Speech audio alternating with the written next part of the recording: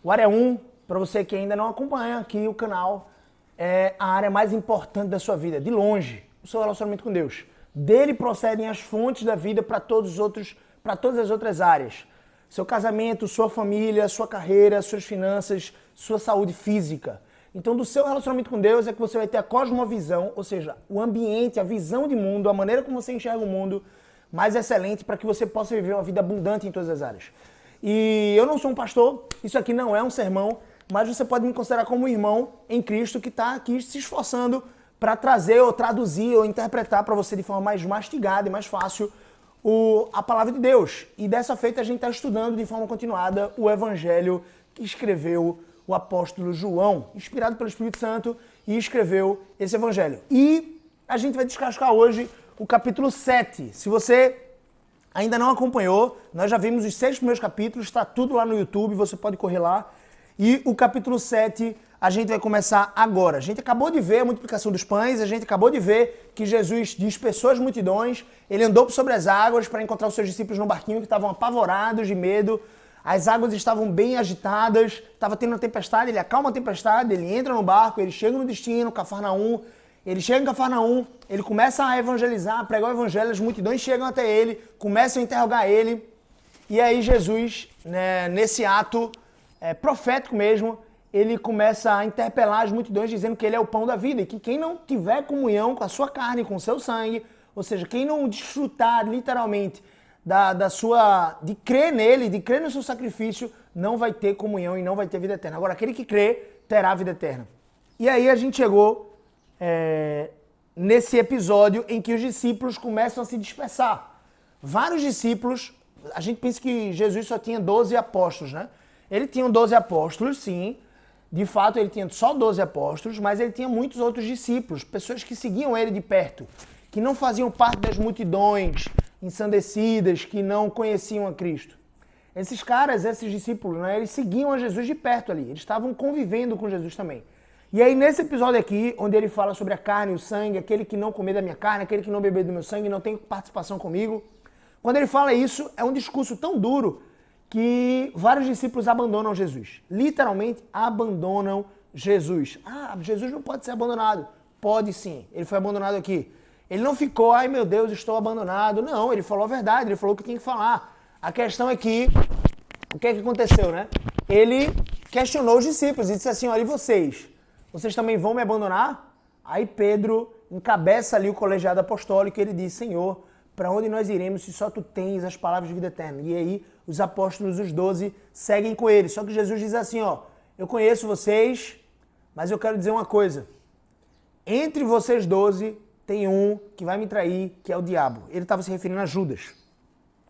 E aí chegamos ao capítulo 7. Diz assim a palavra de Deus, vamos ler com reverência. É um texto um pouco extenso, então eu vou tentar ler cada perícope aqui. Perícope são esses trechinhos que tem o título. Então, cada perícope dessa eu vou tentar destrinchar e a gente vai avançando perícope por perícope, tá bom? Passadas essas coisas, Jesus andava pela Galileia, porque não desejava percorrer a Judéia. E Galileia, lembra lá, que é a região onde ele foi criado, ali na região de Nazaré. Visto que os judeus procuravam matá-lo. Ora, a festa dos judeus, chamada Festa dos Tabernáculos, estava próxima. Dirigiram-se, pois, a ele e os seus irmãos e lhe disseram, deixa esse lugar e vai para a Judéia, para que também os teus discípulos vejam as obras que fazes lá. Porque ninguém há que procure ser conhecido em público e que, contudo, realize os seus feitos em oculto. Se fazes essas coisas, manifesta-te ao mundo, pois nem mesmo os seus irmãos criam nele. Disse-lhe Jesus, o meu tempo ainda não chegou, mas o vosso sempre está presente.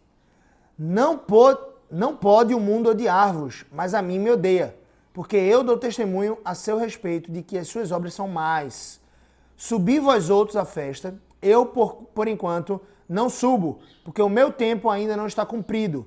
Disse-lhe Jesus essas coisas e continuou na Galiléia. Vamos lá, vamos entender aqui. O texto deixa muito claro uma coisa, deixa muito claro que Jesus tinha irmãos de sangue, ou seja, Maria e José, eles tiveram Jesus lá em Belém, e ele nasceu em Belém, né, numa cidade bem pequenininha, Belém é frata, né, significa Belém, é uma cidade pequena, significa exatamente isso. E Quando José ele é avisado pelo anjo Gabriel de que Maria estava grávida por obra do Espírito Santo, José tinha todos os motivos para, quando vê a sua noiva grávida, abandoná-la, né? Foi isso que ele tentou fazer. Só que o anjo apareceu a ele em sonho, o anjo Gabriel disse assim, ó, não abandone Maria, porque o que foi feito nela, o filho que está sendo gerado nela, não foi culpa de adultério, não foi pecado, foi obra do Espírito Santo. E você vai dar o nome dessa criança de Jesus. E aí o anjo diz para eles, de fato, continuarem juntos. Então José retoma a sua noiva, né? Ele tinha a deixado, digamos assim, por curto espaço de tempo, mas ele a toma de volta sua noiva.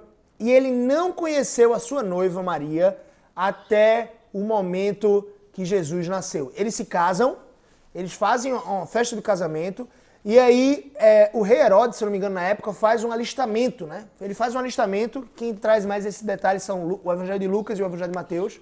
O Evangelho de João simplesmente passa de lado em relação a isso, menciona só a deidade de Cristo, menciona só que ele nasceu e ele estava no princípio com Deus, mas ele foi encarnado, ele nasceu enquanto criança. E aí o ponto que a gente tem que ter em mente aqui, o que a gente precisa absorver é o seguinte. Esse alistamento obrigou José a voltar para a cidade de origem, a sua cidade de nascença, que foi Belém. E nesse alistamento já estava ali cumprindo os dias de Maria, ou seja, ela já estava com 9 meses de filho. 9 meses de gestação. E aí, José volta para Belém e aí Jesus, ele nasce ali, numa estrebaria, literalmente, num lugar onde os animais ficam. Não devia ser um lugar tão agradável, devia ser um lugar fétido, realmente, um lugar onde os animais fazem suas necessidades, os animais, eles vivem, eles comem, enfim. Devia ser um lugar não tão agradável, porque José não encontrou hospedaria. Naquela época não tinha reserva, né? Você não liga para reservar no Booking, por exemplo, o seu quarto de hotel, quando você chega lá tá tudo certo. Não tinha isso, era um alistamento. Provavelmente José chegou um pouco tarde na cidade e todos os hotéis já estavam ocupados e eles não acharam lugar. O Rei dos Reis, o Senhor de todo o universo, não achou lugar para nascer. E aí Deus o encaminha para a estrebaria, né? Para ele nascer num ambiente como aquele, humilde. E todas as estrelas dos céus, todos os animais que estavam ali na estrebaria contemplaram o nascimento do Rei dos Reis. Só que Deus, ele provê para si adoradores, Então, ele manda uma estrela para o Oriente, e dessa estrela do Oriente vem os magos do Oriente, né? Que não necessariamente são reis, apesar de aparentemente serem pessoas bem abastadas, tinham recursos, e não necessariamente são 3. Apesar de eles terem trazido 3 presentes, ouro, incenso e mirra, eles não necessariamente são 3 reis magos, né? Então vieram alguns magos, eu imagino que a comitiva grande veio do Oriente, confiando na promessa do escrito do livro de Isaías, né? Isaías, eles tinham adquirido esse pergaminho em alguma viagem, provavelmente a Jerusalém. Eles tinham ido para o Oriente, voltaram para sua terra, e quando eles contemplaram a estrela no Oriente, eles não tiveram dúvida. Olha que interessante. Eles não tiveram dúvida que o Messias, o Filho de Deus prometido por Isaías, iria estar nascendo. E eles chegam lá em Jerusalém e simplesmente eles não encontram festa alguma. Eles não encontram nada acontecendo. Então eles questionam, onde está o rei dos judeus? E aí eles perguntam isso para algumas pessoas levam ele para Herodes. E eles perguntam para Herodes, o rei da época romana, né? Roma já dominava sobre Jerusalém, sobre Israel. E ali em Jerusalém, quem governava, né, quem tinha o poder de César era Herodes, o rei Herodes. E aí ele era o governante de César ali. No final da vida de Jesus foi Pôncio Pilatos que instituiu a sua morte, né, quem tinha autoridade para o matar, entre aspas. E aí o que acontece, né? O que acontece? Isso é muito interessante. O rei Herodes diz assim, olha, chama os escribas, chama os fariseus, porque eu não sei que rei é esse. E se eu sou o rei e está nascendo rei, eu preciso exterminar esse menino, esse moleque. Por quê? Ele vai tomar o meu trono? Não, não é assim não, papai. Então o rei Herodes era uma pessoa ímpia, ele era uma pessoa que não conhecia a tradição judaica, ele não era judeu. E aí chama os escribas fariseus e o mais interessante é isso. Os escribas e fariseus falam assim, olha, segundo está aqui nos relatos, né, eram as pessoas religiosas da época, o Messias há de nascer em Belém. E aí os magos vão para Belém. Herodes diz assim, olha, quando vocês forem lá adorar ele, vocês voltam aqui para me dizer exatamente onde ele está, para eu poder ir adorar também. Só que ele estava tentando enganar os magos. Ele queria ir lá para matar o Messias, para matar o menino. E aí os magos vão. Deus provê adoradores para si mesmo. Os magos vão e provavelmente eles encontram Jesus já em outro estado, né? Já em outra, talvez não na estrebaria, né? A gente imagina que ele chegou na estrebaria, os 3 magos. Não, é tudo meio que ficção isso. Eles levaram alguns dias para chegar, certo? Eles levaram alguns dias para chegar. A viagem caminhava alguns dias, se não meses. Então eles chegaram até Jesus e eles proveram para Jesus. Deus estava ali provendo através de magos do Oriente. Ele estava provendo o sustento do Messias, o sustento de Jesus por alguns anos, por alguns meses talvez.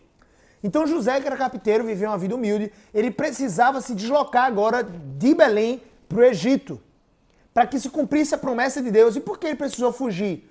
Porque o anjo Gabriel avisa a José de que Herodes vai matar todas as crianças do sexo masculino que nasceram de 2 anos para baixo. Herodes percebe que os magos não voltaram, eles percebem que os magos meio que enganaram ele, porque o anjo Gabriel também aparece aos magos e diz assim, ó, voltem para outro lugar, para sua terra, né, depois de vocês terem adorado o Messias, porque Herodes quer matar o Messias.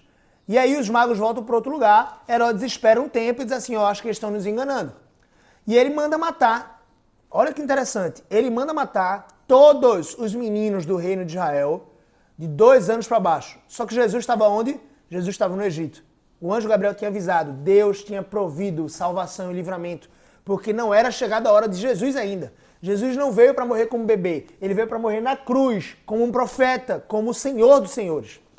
E aí o que é interessante é que literalmente se cumpre a promessa de que Raquel ia chorar e ramar pelos seus filhos. Raquel era esposa de, gente me ajuda aí, acho que era Jacó, né? Enfim, Israel.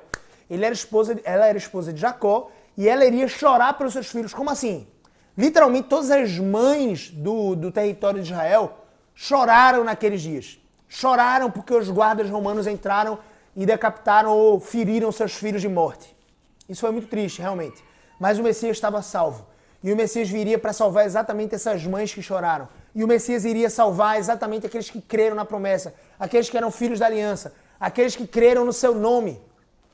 E então o anjo Gabriel avisa para José no momento oportuno, quando Herodes morre, ele manda José voltar de volta para a terra de Israel. E ele volta para morar na Galileia, que era uma região onde ele já morava.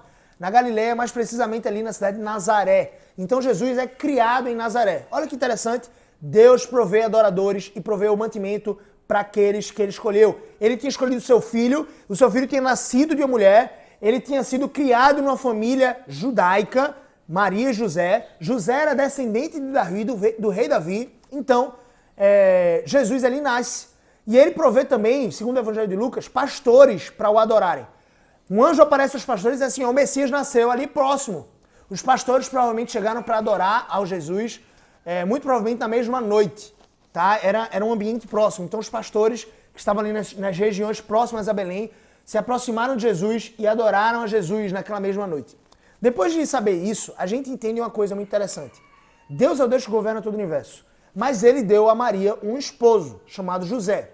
E segundo a tradição católica, né, na verdade isso foi uma tradição que começou no século V, se eu não me engano, depois de Cristo, em que o Papa, eu não vou lembrar o nome do Papa agora, mas enfim, é muito interessante porque esse Papa, ele chama um conselho e ele diz assim, nós precisamos assumir que Maria era virgem e morreu virgem, para que ela pudesse ser considerada como santa, padroeira de fato. E aí eles chamam essa Virgem Maria de Nossa Senhora da Conceição, Nossa Senhora Virgem.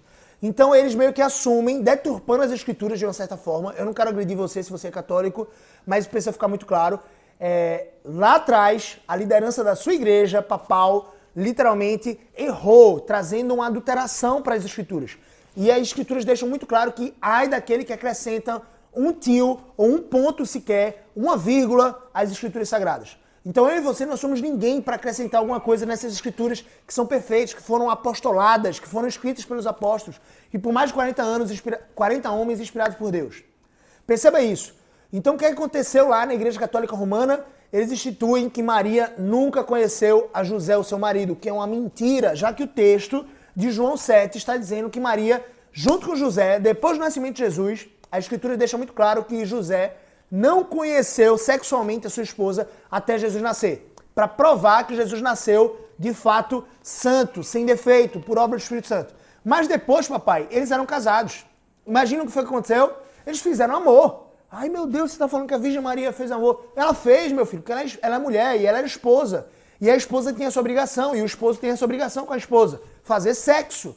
Literalmente eles fizeram amor. E não foi poucas vezes. Com certeza não foram poucos, porque nasceram pelo menos 3 irmãos de Jesus. Tiago, Judas e outro que eu não estou lembrando o nome. Mas enfim, são 3 irmãos de Jesus. O ponto máximo para a gente entender aqui... Que legal, Iranilda. Valeu, obrigado por ter entendido. Se você tiver alguma dúvida, manda aí, tá? Quem tiver alguma dúvida, manda aqui para eu responder depois. Então Jesus, ele teve irmãos. Só que esses irmãos, eles acreditavam em quê? Eles acreditavam que Jesus não era alguém especial. Eles não acreditavam assim, nosso irmão é muito especial, nosso irmão realmente, ele é o Messias prometido, ele é o Senhor dos Senhores, nós precisamos adorá-lo. Os irmãos de Jesus só vão compreender quem Jesus era depois da sua ressurreição. Depois de sua ressurreição, os irmãos de Jesus, Judas, foi aquele que escreveu a carta de Judas, logo antes de Apocalipse. Foi o irmão de Jesus. Não foi o Judas o apóstolo. Tiago, que escreveu a epístola de Tiago, logo antes do texto de Hebreus, não é isso? Ou depois do texto de Hebreus, acho que é depois. Logo depois do texto de Hebreus, vem a epístola de Tiago. E aí a epístola de Tiago foi escrita não pelo apóstolo Tiago, muito provavelmente ela foi escrita pelo irmão de Jesus, Tiago, que também se tornou uma coluna da igreja primitiva. Que, se Deus quiser, nós vamos chegar lá no livro de Atos. Mas o que você precisa entender é exatamente isso. Os irmãos de Jesus, eles só passaram a acreditar em Jesus depois da sua morte, da sua crucificação, depois da sua ressurreição, depois da sua ascensão aos céus. Ali eles passaram a crer, opa, tem algo diferente aqui. Mas até lá, eles tentaram Jesus. Até lá, eles ficaram provocando Jesus. E é isso que acontece aqui no capítulo 7, no começo, né, na primeira perícope. Do versículo 1 ao versículo 9, existe uma tentação aqui dada pelos seus próprios irmãos. Muitas vezes nós vamos fazer esse mesmo erro. Nós vamos cometer esse erro com nossos irmãos. Nós vamos provocar os nossos irmãos à ira. Nossos amigos, nossos colegas de igreja, nossos irmãos em Cristo, nossos irmãos de sangue. Nós vamos cometer isso porque isso está no nosso coração pecaminoso. Mas Jesus não cede essa tentação, não cede essa pressão. Olha o que diz. Dirigiram-se, pois, a ele os seus irmãos. Maria teve filhos com José. Fez amor com seu marido. Está tudo bem. E lhe disseram, deixa este lugar e vai para a Judéia. Sai daqui da Galileia, vai para a Judéia. Sabe por quê? Porque está tendo uma grande festa lá. E lá você vai ter a chance de mostrar esses sinais. Se você é Deus, deixa eu te dizer uma coisa. Você tem esses sinais miraculosos, você cura, você faz essas coisas todas. Eu quero ver mesmo. Faz isso lá na Judéia, no meio do povo. Porque se você faz isso, você não deve fazer para se ocultar, para se esconder. Você deve fazer para que as pessoas te conheçam. Olha que senso pecaminoso, miserável que estava no coração dos irmãos de Jesus. Esse mesmo senso, pasmem, está no meu e no seu coração. Sabe o que os irmãos de Jesus estavam dizendo de uma certa forma? Eles estavam dizendo assim, olha, você tem que buscar o aplauso dos homens, o reconhecimento deles, o louvor dos homens. Só que Jesus, olha só, gente, eu e você, nós muitas vezes, pelo nosso pecado, nós vamos desejar o aplauso dos homens. Nós vamos desejar o reconhecimento deles. Nós vamos desejar o louvor deles. E nós fazemos as coisas, muitas vezes, para adquirir isso. Só que olha aqui, olha a solução, né? Olha a solução para esse pecado. Jesus sabia da sua identidade. Jesus sabia que as estrelas no céu, que todos os animais na terra, que toda a criação, que todos os anjos, que todos os homens que viveram antes dele, todos os homens que eram judeus de fato, que criam em Cristo, que criam na promessa de Deus, eles o adoravam em espírito e em verdade. Eles estavam lá nos céus cantando louvores à sua majestade, à sua glória. Jesus sabia que ele não precisava do louvor de homem algum. Jesus sabia disso. Ele sabia quem ele era. Eu sou o Filho de Deus. Eu sou o Messias prometido. Eu sou aquele que veio para salvar. Olha só. Quando eu e você nós entendemos, pega esse código agora. Quando eu e você nós entendemos quem nós somos, que nós fomos feitos à imagem e semelhança do Criador, que nós somos filhos de Deus por adoção, dados o poder de sermos feitos filhos de Deus pela crença e pela fé que temos em Cristo Jesus, nós não precisamos mais de louvor dos homens. Eu estou aqui com 3 pessoas ao vivo. Eu não preciso do louvor dos homens. Eu não preciso que 1000 pessoas estejam aqui nessa live. Eu já estou muito feliz que vocês estejam aqui ao vivo. 3 pessoas ao vivo para mim é muito significativo. Sabe por quê? Porque todos os dias eu me sento com a minha família e são 4 pessoas. E eu estudo a palavra com eles. Minha esposa e meus 3 filhos, por enquanto. Eu quero aumentar esse número aqui. Então se tem 3 pessoas aqui comigo, eu imagino que nessa sala grande aqui tem 3 pessoas sedentas por ouvir o evangelho. Então eu falo porque eu não estou interessado no louvor dos homens. Agora, claro que isso é uma luta no meu coração. E deve ser uma luta no seu coração também. O que você faz para adquirir louvor dos homens ou você faz para a glória de Deus? Jesus sabia que ele fazia aquilo que era a vontade de Deus. Ele não fazia aquilo que era a vontade dos homens. Ele fazia exatamente aquilo que era a vontade de Deus para a sua vida. A sua comida, a sua bebida era fazer a vontade do Pai. A gente viu isso no capítulo 6. Ele não veio para fazer a sua própria vontade. E eu vejo tantos seres humanos vivendo assim, ó. Eles dizem assim, não, eu quero viver a vida nesses termos, porque são os meus termos. Porque é aquilo que eu acho que é importante para mim. Olha, se ele está buscando a felicidade dele, então ele está vivendo certo, ninguém tem que julgar ele. Mentira, bullshit, isso é de Satanás. Gente, eu vi um dia desse no Instagram, aquele cara que era conhecido como Ken Humano, né? Ele já tinha feito mais de 70, Rodrigo Alves é o nome desse cara. Ele é brasileiro e ele já tinha feito mais de 70 cirurgias plásticas. E aí tinha ficado bem deformado, se você já viu o rosto dele, você sabe, Ken Humano. Ele descobriu que ele era, na verdade, não um Ken, era uma Barbie. Então ele se descobriu como Barbie depois dos seus 30 e tantos anos, depois de tantas cirurgias para se tornar o Ken humano, né? O padrão de beleza masculina do ser humano, digamos assim, se é que a gente pode colocar dessa forma. O Ken era o namorado da Barbie, tá? Na historinha lá. Então, ele descobriu que na verdade ele tinha uma inclinação muito maior para ser Barbie do que para ser Ken. Olha que curioso, tá? Olha que curioso. O que ele fez? Ele começou a fazer cirurgias plásticas para afinar o seu rosto, para colocar seios femininos, para fazer uma transfusão, né, sexual, enfim, uma transformação do seu órgão genital masculino para um órgão genital feminino, se é que a gente pode colocar dessa forma, através da cirurgia plástica. Então ele começou a fazer todas essas cirurgias plásticas. Aí eu vi um post dizendo assim, olha, mais uma cirurgia, olha só o Ken humano fazendo mais uma cirurgia. Mas olha, se ele está buscando a felicidade, o que é importante é isso. Que ele está buscando a felicidade dele. Então a gente não pode julgar. Então força aí, Ken humano. Força, Barbie. Tipo isso. Meu Deus, eu fico aflito com isso. É óbvio que nós precisamos julgar. Nós não podemos julgar temerariamente. A palavra de Deus diz que nós não podemos julgar temerariamente, meus irmãos. Temerariamente é julgar sem propriedade de causa. Mas se eu e você nós não julgarmos os nossos filhos quando eles cometerem alguma coisa errada, nós não vamos corrigi-lo. Não, ele cometeu alguma coisa errada, ele desobedeceu você, ele jogou bola dentro de casa, ele quebrou um jarro. Se você não repreender ele, não é por causa do jarro, é por causa da desobediência. Se você não repreender ele porque você não pode julgá-lo, pelo amor de Deus, você vai construir um monstro. A palavra de Deus diz que a disciplina é para o coração da criança como ouro, como algo precioso. O coração da criança precisa de disciplina. Eu louvo a Deus porque meus pais me deram disciplina. Meu pai me batia, meu pai me colocava de castigo, minha mãe me corrigia, minha mãe me repreendia, me colocava de castigo, batia em mim. Isso tudo é bom, me fez ser o homem que eu sou hoje. Ah não, nós não podemos julgar. Gente, você não pode julgar temerariamente. Então se você não tem propriedade de causa, se você não ouviu da boca da pessoa, se você não sabe a história, não julgue, não julgue. Se exclua do seu juízo. Agora, se você tem propriedade de causa, como não julgar? Foram isso que os apóstolos fizeram, é isso que um juiz faz. Ele tenta tomar a propriedade de causa e julga. Foi isso que Salomão fez com aquelas duas mulheres que chegaram para ele diante dele. Uma tinha perdido o filho, porque tinha esmagado, e tinha tomado o filho da outra. Eram duas mulheres. E aí, elas chegam diante do rei Salomão, e Salomão diz assim, olha, vamos partir a criança ao meio. A verdadeira mãe disse assim, não, pode deixar o filho com ela. Porque ele não queria ver o filho morto. A outra mulher disse assim, não, vamos partir no meio. Ou seja, literalmente não era essa mãe. Salomão age com sabedoria, a sabedoria de Deus. Ele era o rei mais sábio de toda a terra. Se você acha que existe alguém sábio em que você paga, olha só, tá gente? Em que você paga, sei lá, 10 mil reais para ver uma palestra dessa pessoa, você paga 6 mil reais para ir para um treinamento dessa pessoa, porque ela é muito sábia para te ensinar alguma coisa sobre casamento, sobre carreira, sobre ganhar dinheiro ou alguma coisa do tipo. Imagina o quanto você pagaria para estar diante de Salomão. Era isso que Salomão desfrutava. Ele pediu sabedoria a Deus, Deus deu toda a sabedoria a ele. Toda não, né? Quem é mais sábio que ele é Jesus. Mas enfim, deu grande sabedoria como nunca tinha dado a homem algum. E ele era o homem mais sábio da terra, ele sabia de fato. Vinham pessoas de vários lugares do mundo para beber da sabedoria de Salomão. Eu imagino os discursos que ele fazia, as palestras que ele fazia sobre a vida.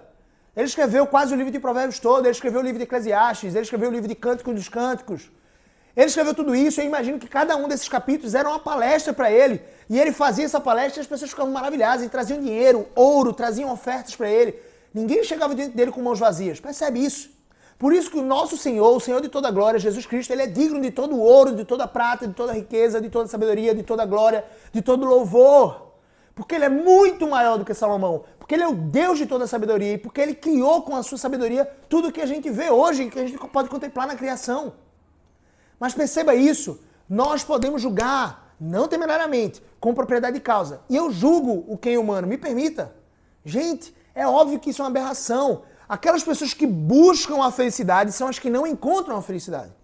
Você precisa entender isso. Aqueles que buscam felicidade são as que não encontram felicidade. Aqueles que buscam obediência a Deus, santificação, crescer em semelhança de Cristo, são essas pessoas que alcançam verdadeira felicidade.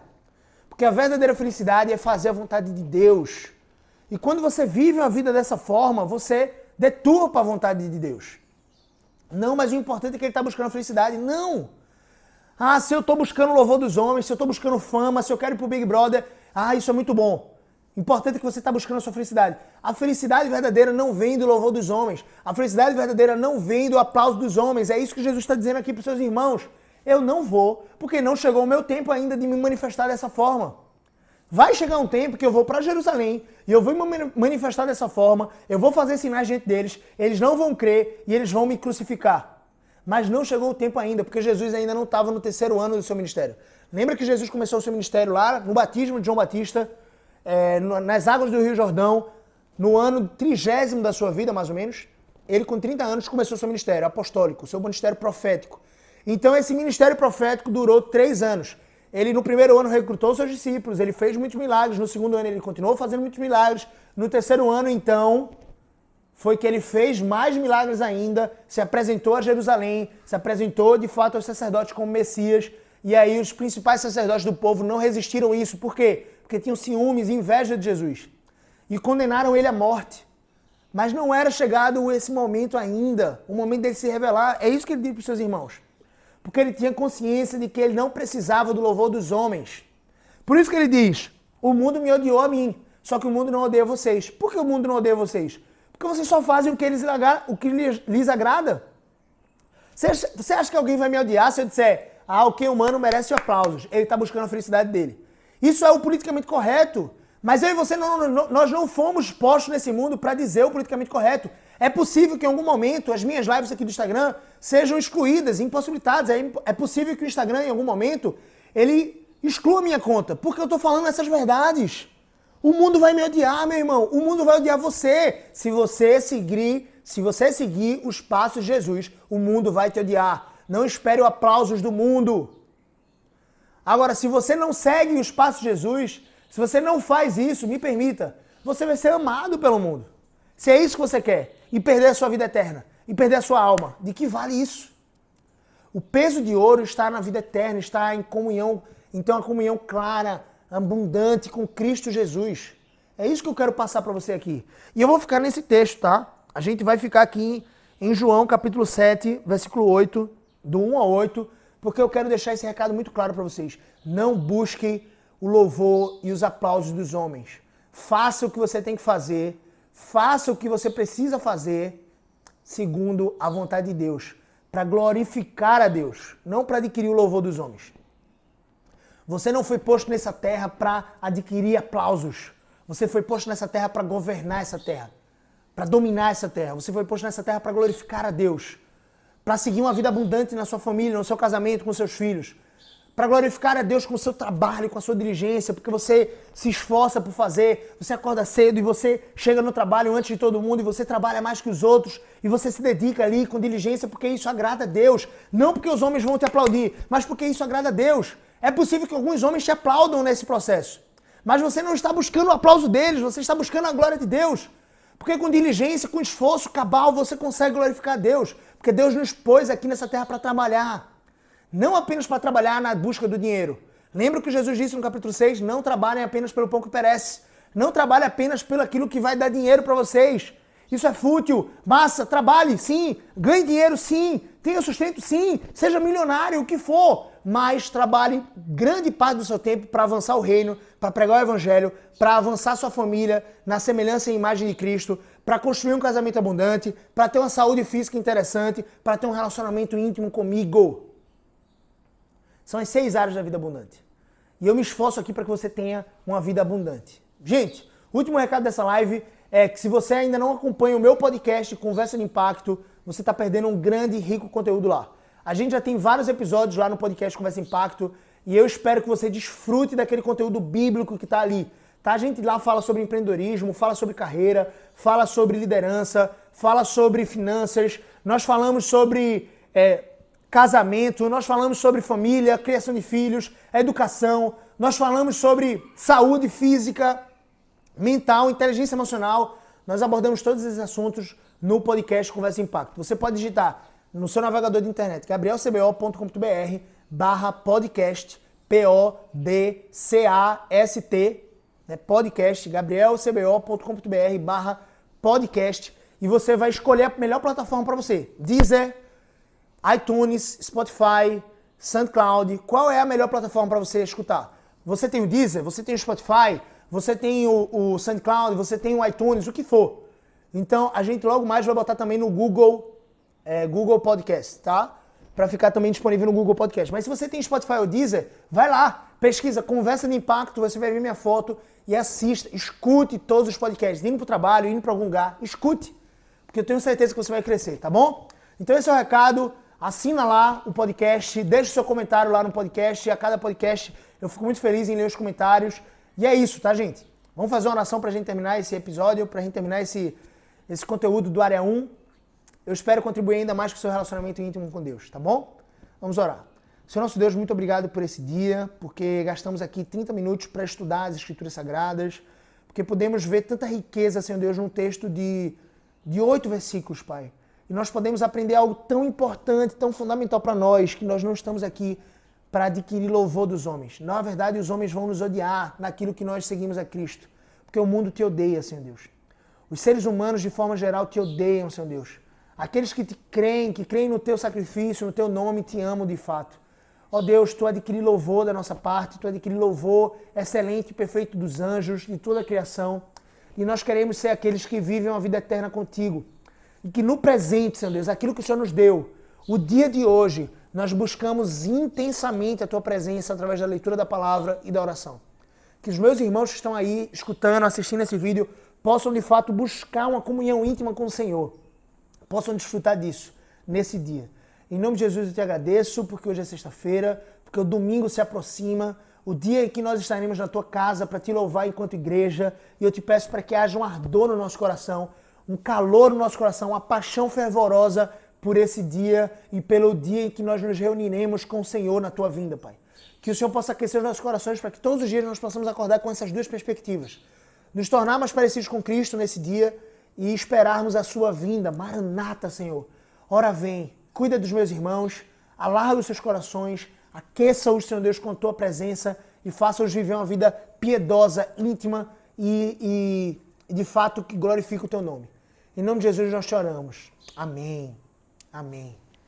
Obrigado, gente, pela participação de vocês. Essa live diária, Gabriel, isso, de segunda a sábado, tá? Amanhã, se Deus quiser, a gente vai estar aqui ao vivo de novo. Nossa alegria está em Deus. Muito bem, Nanilda, muito bem mesmo. Deus nos ama apesar dos nossos pecados. Isso é muito verdade. Fábio, muito verdade isso. Cara, Deus nos ama apesar de nós. Apesar de nós buscarmos muitas vezes o contentamento nos homens, o louvor dos homens, se nós não recebemos fama, parece que a vida não faz sentido, isso é a nossa natureza pecaminosa. Mas quando nós nos arrependemos, Deus promete uma coisa para nós. Duas coisas Ele promete. Ele é fiel e justo para nos perdoar os pecados e nos purificar de toda injustiça. Ele nos perdoa os pecados e nos purifica de toda injustiça quando nós confessamos o nosso pecado. Quando nós nos arrependemos. Então precisamos buscar arrependimento. Precisamos buscar graça. Precisamos buscar crer em Cristo e viver para a glória dele. Viver a vida que Ele quer que nós vivamos. E isso é maravilhoso. É disso que nós estamos falando aqui no Área 1, tá bom? Viva a vida na melhor versão possível. Na melhor versão possível. A versão que Deus quer que você viva. Construa essa vida com esforço. Construa essa vida pautada na palavra de Deus. E aí você vai desfrutar de abundância nessa vida. Você vai desfrutar de um casamento abundante, você vai desfrutar de um relacionamento íntimo com Deus, você vai desfrutar de uma família abençoada e que segue os caminhos do Senhor, você vai desfrutar de uma carreira que segue um propósito, você vai desfrutar de finanças organizadas, Não necessariamente riqueza material, mas finanças organizadas, o suprimento diário e você vai desfrutar de um corpo físico vital e com energia. Construa isso todos os dias, tá bom? Deus abençoe sua vida. Tamo junto e até amanhã, se Deus permitir.